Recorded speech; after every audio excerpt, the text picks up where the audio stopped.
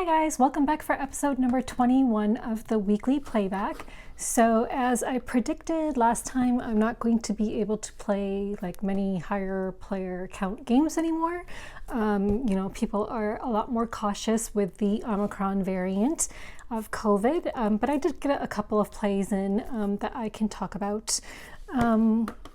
So the first one that I will talk about is the Night Cage, which I actually don't have. So the Night Cage is a game that my brother-in-law bought and he really wanted to play it. And before I actually go into details, let me remember to give all the important information. So this is a 2021 game. It is designed by Christopher Ryan Chan, Chris McMahon, and Roswell Saunders. The artist is Christopher Ryan Chan, and the publisher is Smirk and Laughter Games. So this is for 1 to 5 players. It is a cooperative game where you are, I'll throw up some pictures, but you are trying to gather some keys and escape from like this labyrinth before time runs out, and you are going to have monsters appear and you are trying to avoid getting caught by these monsters.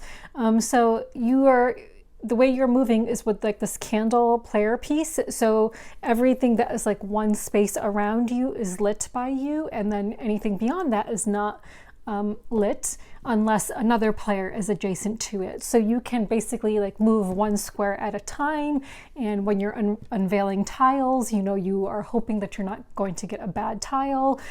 Everyone has to collect their keys and make it to the same exit, the same gate at the same time to escape, which we did manage just in the nick of time. So the stack of tiles was running low, and one of the game end conditions is you lose if the stack of tiles becomes empty and you haven't achieved your objective of getting all the keys and leaving on time. So we were getting nervous, but we did manage. I think it's pretty cool. It's, I like the way how it's thematic, the monsters can attack someone who is in the same like line or column, and you can fall through these like various kinds of pits and stuff like that. It was pretty cool. I really liked it. I'm usually not a fan of cooperative games, but this one I actually enjoyed. What else can I say about it? So I played a 4-player game of this on New Year's Eve. It was like the perfect way to ring in the New Year's. What else? We put on some like thematic horror music, which really made the experience much more fun. I was actually playing with my family. So I was playing with my 2 sisters and brother-in-law, and they are not gamers. So I was the one who like read the rule book. My brother-in-law was waiting for me to come back, and so at some point to their house so that I could read the rule book and then explain the game to them, which I did. So I don't think we would have won if I didn't do a bit of quarterbacking. So they really needed me to kind of help them to understand how to win this game. So it actually made me feel a little bit smart, because usually I really suck at board games. So the fact that I was able to figure out a path to victory in the end was really good. I really was happy about that. But yeah, I really liked it. We did not play with the advanced monsters. The game comes with advanced monsters, so I don't know what they're like. We just played with the regular wax eaters. I don't know why they're called wax eaters. Oh, actually I do know now, because candles. So yeah, so you're the candle pieces, so I guess they want to eat you. They want to eat the candles. So I really liked it. I thought it was a good game, and I do recommend it. If you like labyrinth kind of games, if you like cooperative games, I would definitely play it again. And I usually don't say that a lot about cooperative games. Like, as I've mentioned before, they're really not my jam, but this is one I would play again. So yeah, so I would check it out if I were you. A game that I would compare it to is a game that I had talked about, God, I don't know how many videos back. God, I don't even remember the name of it now, but it was a similar game. Oh my gosh, I wish I could remember the name, where you are escaping from like caves, and like there could be water, there could be cave-ins. It's an older game, like a couple years old. I cannot remember the name of it. If I remember the name of it, I'll just type it up here. I would say it's similar to that game, in a lot of respects. And so if you enjoy that kind of a game, you would definitely enjoy this one. I don't think I really have anything negative to say about it. I only played it once, but I liked it. Yeah. I guess that's it for that one. So, oh yeah, and I'll just mention the complexity rating is 2.07. It's really easy to learn. So, if you're looking for a cooperative game, that's like horror themed for people who are not gamers, it's something that would be easy for them to learn. Oh, and you also get these like things that you can use. I don't remember what they're called. Each person starts out the game with one. And there are things that you can use to like take an extra move or something. So none of us actually used ours until the very end of the game, when I needed people to use those things in order for us to win. So we saved our like tokens, I don't remember what they're called, that could allow you to take an extra move, and you can earn more of them throughout the game. If, for example, you choose to stay on a tile instead of moving on your turn, then you can earn one of those, I believe, but you also still need to discard a tile from the stack if you choose to remain still. I think you actually might need to discard more than one. No one actually did that. None of us at any point stayed still in our game.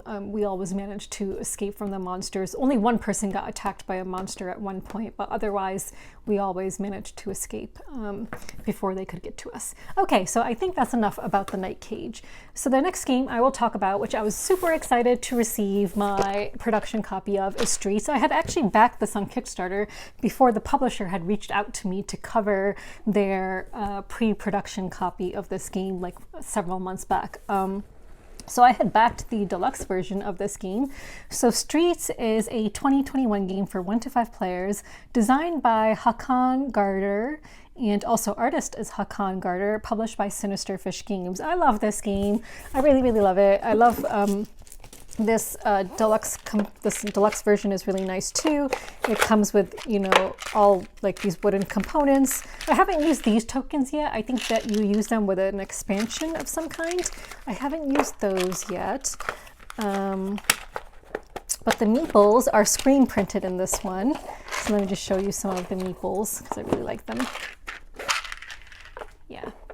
And it comes with some of these, like the Kickstarter version comes with a couple of the big ones. I think they're like some Kickstarter exclusive or go with some expansion. So yeah, so this is a tile laying game. It's like a city building game. So you are building a city and you are putting down different tiles. And so you start out with some basic tiles, which are the like city center or something. I can't find them. But you're going to be putting down different tiles. And when you put down a tile, you are going to put down people of that color that belong on that tile, as many icons as indicated. And the way you put down tiles, you have to be careful about how you place them. So you are creating like streets, so you can put it down like that way, and then you're going to be enclosing streets, and you'll be scoring streets as they are becoming enclosed throughout the game. And then you're going to be scoring for the scoring conditions on the tiles that you own, which is going to be indicated by your ownership token. And you're also going to be scoring for the meeples on your tiles. And then the meeples will be moved to other tiles on unenclosed streets.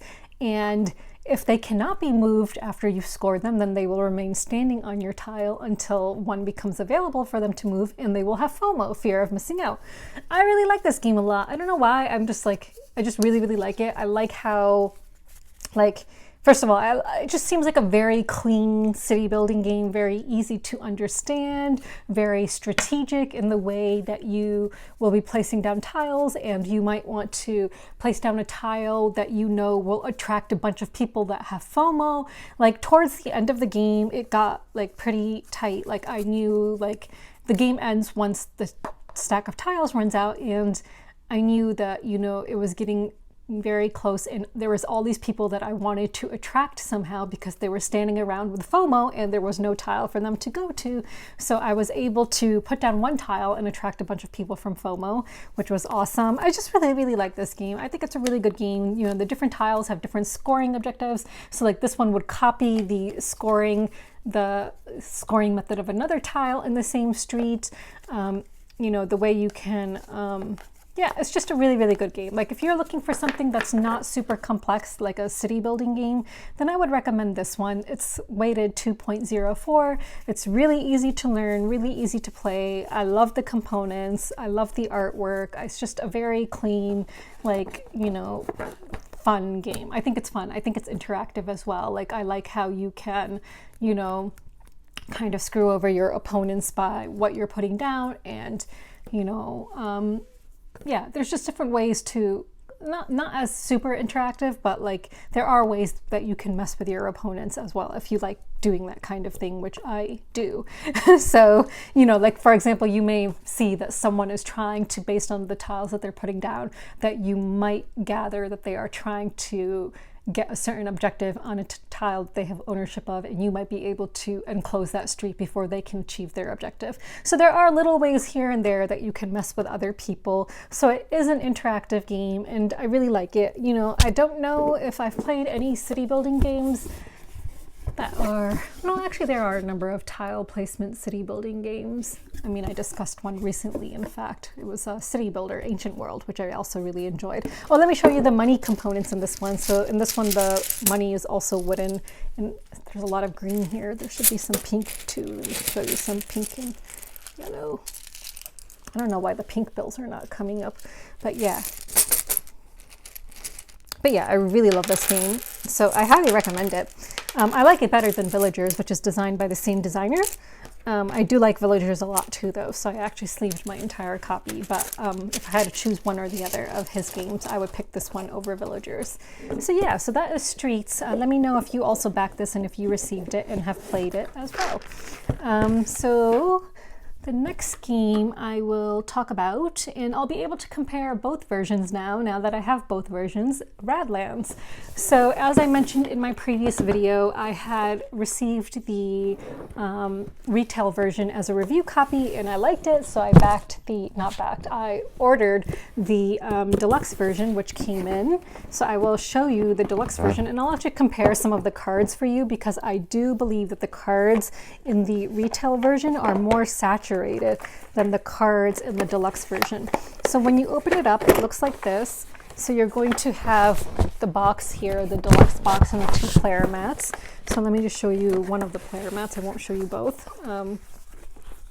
So the player mats are nice because it has spaces for all your cards, and when you have a damaged card, you turn it sideways, so it has the outline for when you would turn it sideways. It has all the spots for your water, it has the spots for your raiders and your water silo and your event cards, and it has a spot for like extra water as well that you will be spending or acquiring throughout the game, or putting on tokens to indicate that they're not ready and such. So the deluxe version has these special type of cards that are supposed to be like indestructible, I guess. So they don't need to be sleeved according to the website, because they are like waterproof, and they're like supposedly bend proof as well. So just to show you in comparison, so this is the deluxe version, this is the retail version, and you can see how one is more saturated than the other. And let me see if I can find the exact same card to show you as well. So let's take a look at the obelisk and see if I can find the obelisk. Yeah, you will definitely see that one is more saturated than the other. Again, deluxe, retail. So I don't know why these cards are not as saturated. I wonder if it's because of the material. I saw that that was a complaint that many people had on the Kickstarter comments page, where people were complaining that their cards are just not saturated. So, you know, it is a bit disappointing, because the artwork is like one of the main draws to this game, I would say. You know, it's a beautiful game, and people want to have a game, that has saturated artwork, I think. At least I do. So I wonder, maybe I should play like just with my retail cards. I don't know. Anyway, so I played 2 more plays of this, and I really enjoyed it. I feel like I'm starting to understand the strategy a bit better. I cannot remember which cards I had, but I will say that so I really think it's important when you're playing to have a card that allows you the restore ability. From the various plays I've had now, being able to use a camp that has the restore ability is incredibly helpful. Like, without that, I just feel like there are not enough cards in the deck that offer the restore ability. And so, for example, like this is one that offers a restore ability, or which is one that I played with. Let me see. This is a card that I actually played with recently. so that you could spend water to restore a card. I think it's hugely important, you know, to winning this game, like, because otherwise it is a lot of the luck of the draw depending on, you know, which cards you'll get. And if you don't get a restore card and you don't have a mimic card that will allow you to mimic an opponent's card that allows them to restore something, then you're utterly screwed, I would say. Like, at least I feel that way. Like, I felt really screwed when I could not restore cards and my camps are being damaged, my people are being destroyed. You know, it gets hard to protect your camps if you don't have a restore ability. So that, I think, is a really important thing to pay attention to when you're picking out your cards. Not that I'm an expert at board games. I mean, people know that I really suck at board games for the most part. So my stats in this game are the last 2 games I played, I won 1 and I lost 1. Yeah, but you know, again, there is some luck involved. I do think it's a fun game. I love how things can change so quickly, you know, with different events that are going off. You can, you know, I'm starting to see more and more how I can try to strategize in order to win in this game. Let me just show you these water tokens. Honestly, I don't, you know, if I were you guys and you don't have this game yet and you want it, the deluxe is nice, but again, the cards are not saturated. As I pointed out before, the cardboard tokens in the retail version are pretty chunky. So if having, you know, the artwork, if the artwork is really important to you, then I would recommend that you go with the retail version and maybe order the player mats on the side. If you really want the player mats, I'm not sure that the cards in the deluxe version are really worth it. But again, you cannot sleeve the cards in this one unless you throw out the insert. And I might just do that. I don't know. I'm still trying to figure out what to do. I do like the cards in this one better since they are more saturated. I will figure out what to do. But yeah, so this is a good game. I'm really glad I bought the deluxe version in the end, just because I do like those chunky like water tokens and I like the player mats. Of course, and you know, you can just take this box out too. You don't need to travel with this big giant box if you want to take it somewhere. So yeah, so that was Radlands. Oh, I forgot to mention all the information, which I usually mention. So it's a 2021 game. It's designed by Daniel Piechnik and artist Lena Cossette, Damien Mamoliti, and Manny Tremblay, and publisher Roxley. And of course, this is a 2-player game. Yeah, I forgot to mention all of that. Okay, the next game I played, the next 2 games I don't own, so I will just throw up pictures of them. The first one is called Battle Line, and I played the medieval version, which is a reprint. So this is a 2017 game. It's also a sorry, I just had a message pop up and I was trying not to read that. And it's also a reprint, a new edition of a game that had come out before. So the designer is Rainer, how you pronounce his name? Rainer Knizia. The artist is Roland MacDonald and the publisher is GMT Games. I really liked it. It's a game where I feel like, you know, you don't need to really know how to play poker. I guess it could be a little bit helpful so you're not continuously referring to the player aid. But honestly, even if you are referring to the player aid over and over, it's no big deal. So you're going to have a bunch of different suits of cards and they're going to have numbers on them. And there are like 7 or 8 cards in a line in the center. I'll throw up a picture and you're going to be trying to create different like suits, like flushes and whatever straights and stuff on your own side to try and win a battlefield, like one of the cards in the center. So whoever has the stronger suit is going to win that part of the battlefield, the battle line. And so you see in the player aid the hierarchy of what will win. And because of the number of cards, even after you've put down 3 cards in front of a card, you may not win it immediately, because until it becomes absolutely certain that the other player cannot win that card, you cannot claim it as your own. But once it becomes certain that the other player cannot win it, you know, through a little bit of logic, you can figure that out, then you can take a card. There was one time where I had accidentally put down a card somewhere because I thought it was of the same suit because the colors were very similar, but it was not of the same suit. It's yeah, so that's one thing to be careful about. There's like 2 different suits that use the same exact colors, like yellow and like this pretty cherryish pink, like fuchsia kind of color, but they are different suits. But I almost lost, but my opponent screwed himself over at one point, which allowed me to then win. Like, I really thought I was going to lose. I thought the game was going really badly for me, but then in the end, I managed to win. And there are two different ways you can win. So you can get either 5 of the 7 or 8 cards, or you can claim 3 that are adjacent to each other. And if you have gotten 3 of the battle line cards that are adjacent to each other on your, if you've claimed them, then that's a winning condition as well, which is how I was able to win. I was able to claim 3 of them and win the game. And I really like the artwork in this game. I think the artwork is really cool. If you're into like medieval like stuff, I would definitely check it out. I think it's a really good 2-player game. I really liked it. I really enjoyed it, and I hope to play it again at some point. So yeah, and it's a quick game. Yeah, so definitely check out Battle Line. I've heard that Shot and Totten is the same. I've not played Shot and Totten. I don't know. So yeah, but people have compared it to Shot and Totten. The next game I will talk about, and the last game I will talk about, is Undaunted Normandy. So this is another game I don't own. It's a 2019 game designed by Trevor Benjamin, David Thompson. Artist is Roland MacDonald. And the publisher is Osprey Games. Oh, that's interesting. Roland MacDonald is also the artist of the game, which I just discussed. Battle Line Medieval. Interesting. Okay, so this is a war game. So I honestly thought I would not enjoy this game. Like, when my friend said that he wanted to play it, I was like, okay. Like, I was trying to like encourage him to, try to play some of the games that I have, because I just did not think I would enjoy it, but I actually really did.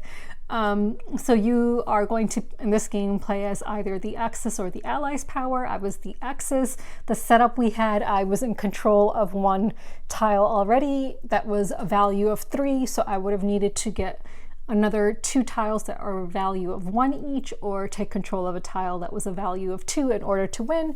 My opponent, who played the Allies, was not in control of any tiles to begin with, but he was situated closer to where all the other tiles were. So you have different kinds of cards in your hand, and it's a deck building game, so you're also trying to accumulate more and more cards and use their abilities to try and attack your opponents, get rid of them. You're trying to take control of different tiles.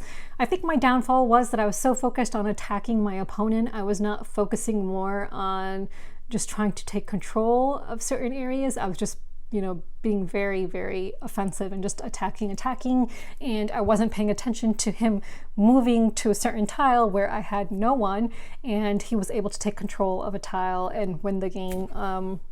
I was just trying to attack and trying to get control of tiles that he already owned once I made my way to the part of the board where he was.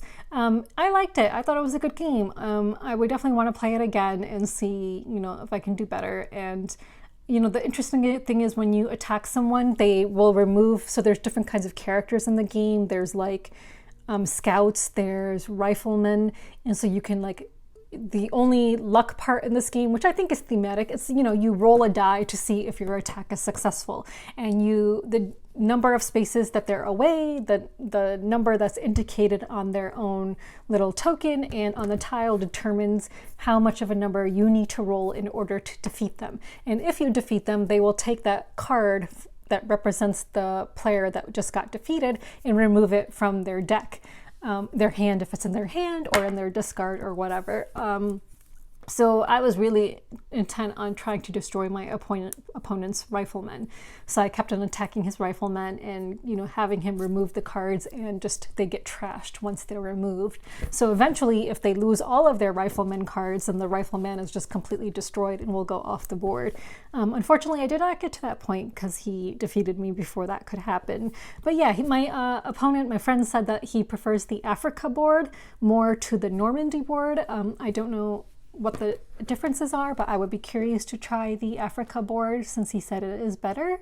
But yeah, if you're into war games, and this is a good one. I think, for someone like me who doesn't really enjoy war games and, has tried to play PAX Premier, which I think is classified as a war game and really, really sucks at it, this was a good one to play. It was very accessible, really easy to learn, really easy to kind of figure out what kind of a strategy you want to pursue in this game.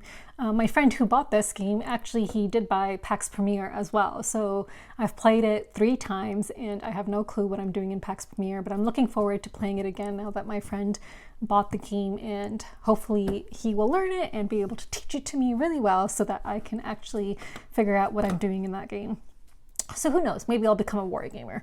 Okay, so not really, but you know, unless, you know what would be really great? Oh, I guess I was gonna say something really stupid, but then I realized that it already exists. I was gonna say it would be really great if a war game existed with like really like whimsical artwork and animals, but I guess that's Root, right? So Root is a war game, I think, that does have really amazing artwork, and I actually do own Root. I've only played it like maybe 4 or 5 times. I do need to play it some more. Okay, so those were all the games I played this week. Let's move on to games that I am backing, and that's going to be really easy, none. So I'm not backing any games. I don't foresee myself backing anything anytime soon. So let's go on to games that I have acquired. So I'm actually going to show you guys a game that I won. It's the only board game I've ever won. Disclaimer, I will say that I had entered a contest to win this board game before I ever became a content creator. Because if people follow me on Twitter, they will know that like a couple of months back I had posted a question whether content creators should enter contests to win board games, because I do see a number of content creators entering contests on Instagram and here and there trying to win board games, and these are content creators who I've seen get review copies of games as well. And so I got a lot of interesting feedback to that question, because you know, I wasn't sure if it's something that is uncouth to do. Like, we are people who are fortunate enough to get review copies of games, but also it's, you know, kind of work when you are playing these games and then making content for them, but it's work you chose to do, right? It's like no one's forcing us to do this. It's not like my livelihood is dependent on content creation. It's not like I'm being forced to do a job that I don't like. I'm doing a job that I love, and I'm getting, you know, the added bonus of getting board games. There's just so much discussion around this topic on Twitter and here and there, you know, about compensation for content creators. Should, you know, they be able to enter contests to win board games? So my personal feeling is, you know, as someone who does get review copies, I personally think it's not entirely, you know, right for me to enter contests to win board games when I could very likely maybe, you know, ask the publisher for a copy of that board game. Or if they're a publisher who hates me, then I'll just buy it myself. Because I'm still fortunate enough to get review copies of other games. So anyway, so this was a contest I entered before I became a content creator. But the game just finally got published and, you know, sent out to backers. So I had won an all-in pledge of Museum Pictura. So this came in. You know, the expansions and stuff are still in the box. So I'm excited to try and play this game at some point. The insert is kind of not that great. It's just like, you know, just a regular insert, and the cards are just going to be a jumbled mess in here. But yeah, I absolutely love the artwork on the cards. It's just like a bunch of different artwork, and I got the all-in pledge with the sleeves as well, so I already sleeved the base game, but there's like a bunch of like different cards with like different well-known art pieces on them, which is pretty cool, because I don't own the game Modern Art, so now I feel like I have a game that has like artwork on them. I think they're actual pieces. I don't think that they're just made up, so I'm pretty sure that they're actual artwork pieces. I mean, I could be wrong. Who really knows? Yeah. Anyway, so you know, I actually don't know much about this game. I think you're a museum curator and you're just trying to get the best pieces in your museum. I think that these are like the player mats. I don't know exactly what you're doing. These are not cardboard. These are like really, you know, good quality card stock, I guess. So yeah, I think you're just curating a museum and just trying to, it's a set collection game. So you're just going to be collecting different pieces of artwork for your museum. So this is a game that came in recently. So yeah, do you guys have this game? Let me know if you backed it and if you're planning on playing it. I forgot to mention in my last video, I don't know why I forgot to mention it, but a game that I bought recently, where is it? Oh, it's not here anymore. I moved it. Okay. So a game I bought recently is Living Forest. And yeah, yet again, I will not be showing it to you because I thought it was behind me, but it was only behind me because it was taking up an empty space of another game that I was showing you guys. Okay, I'm babbling way too much. All right, sorry about that. Let's move on to questions since I'm not culling anything at the moment. So yeah, let's move on to questions. So we talked a bit about the environment last time, and someone left a comment which I would just like to read. So this person wrote, and he was the one who asked about the environmental impact of board games and what we can do to minimize the negative environmental impact. So he said, there are games I would like to buy as the theme or the gameplay appeals to me, but on the flip side, there can be a horrendous amount of compulsory plastic models involved. If some Kickstarters offered simpler wooden parts, then that could be a greener option. You could get the gameplay you want with wooden parts that still feel of good quality. I agree. You know, I feel like I did a pretty bad job of trying to offer alternative solutions. So yeah, you know, I know that there's people who absolutely love minis. They love painting minis. I think some people had even commented about them, like how therapeutic it can be for them to paint miniatures. So maybe an option could be that, you know, the base game level pledge of a game always just contains wooden parts, and that publishers make a pledge to plant a certain number of trees for every game that is sold, you know, to try to offset all this wood that they will be using in cardboard and paper. So I think that would be, you know, something good to do that publishers should do. You know, I've seen more and more publishers use more environmentally friendly materials. I believe Canopy was one game that was trying to be environmentally conscious, the publisher. So yeah, so that is definitely a good option, I think, and that publishers should consider that. So the other question that this person asked is, how is your own board game design going? Is there anything you can share about it yet?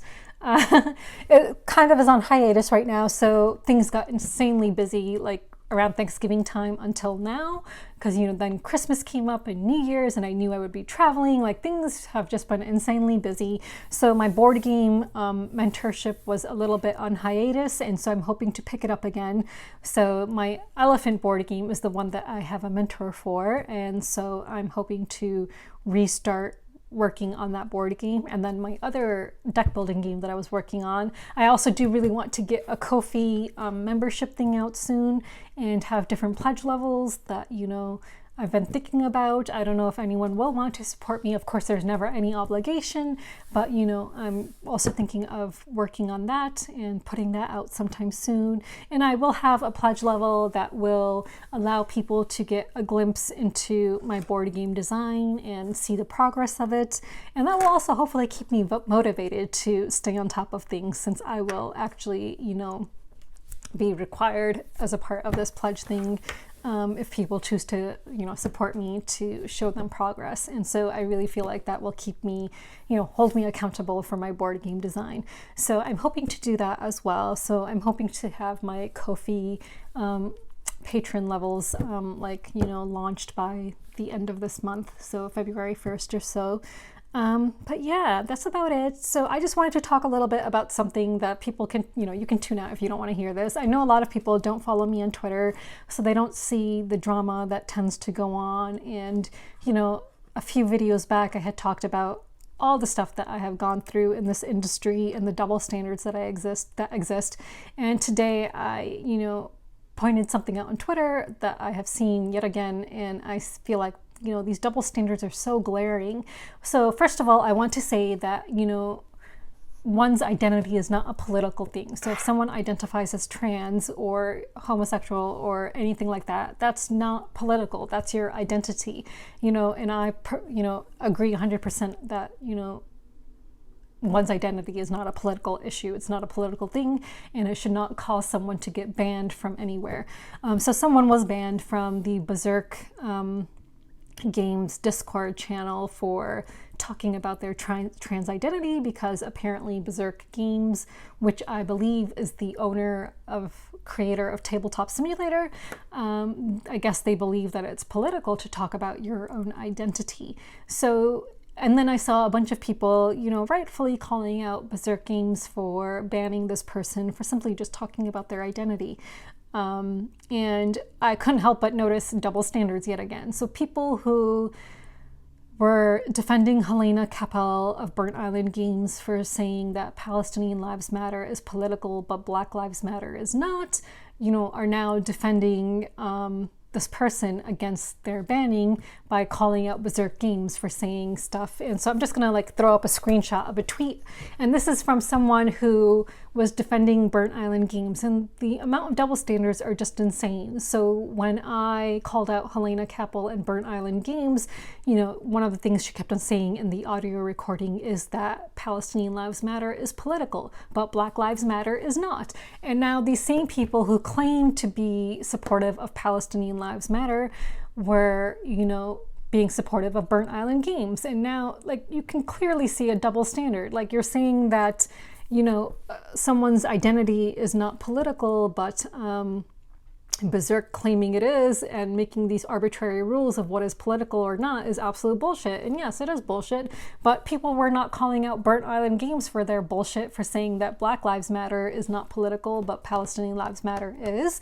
And then someone else commented, posted a tweet who was also supportive of Burnt Island Games.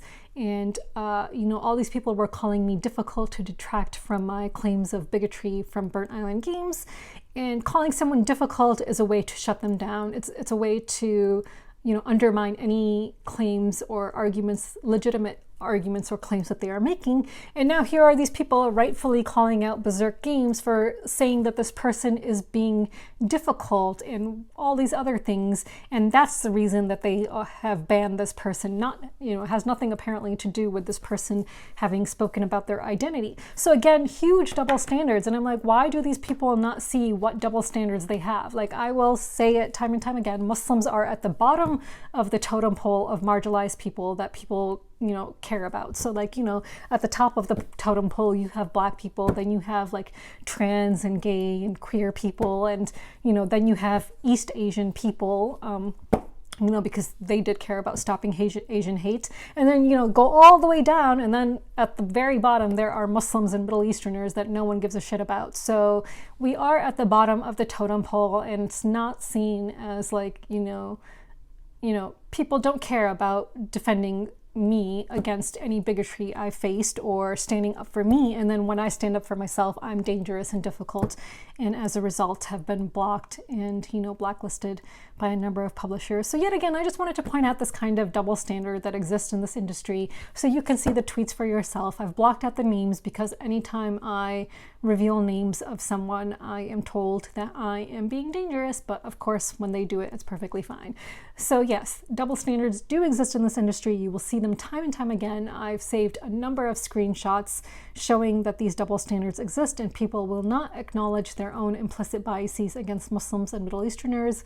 And yeah, I'll just keep on pointing it out time and time again. And I know people are going to get sick of it, but someone has to point it out, and I guess that someone will be me since I'm the only Muslim female content creator. And yeah, so anyway, so I'm sorry for going off on this again. I know people will probably get sick of listening to me talk about it over and over. Maybe eventually I'll just someday stop talking about it because I know it's probably all futile. But thank you again to all the people who do support me and can see the double standards and see how crazy all of that is. Yeah. So anyway, if you have any questions, please leave them in the comments section below, and I will be back next week with another weekly playback video. I've actually already shot my video for the games that I am most looking forward to receiving in 2022. So I will be posting that in a couple of days as well. So yeah, you can stay tuned for that. I just wanted to give time to my top 10 video to just have the spotlight a little bit before I release my most anticipated games of 2022 video. So yeah, so until next time guys, bye!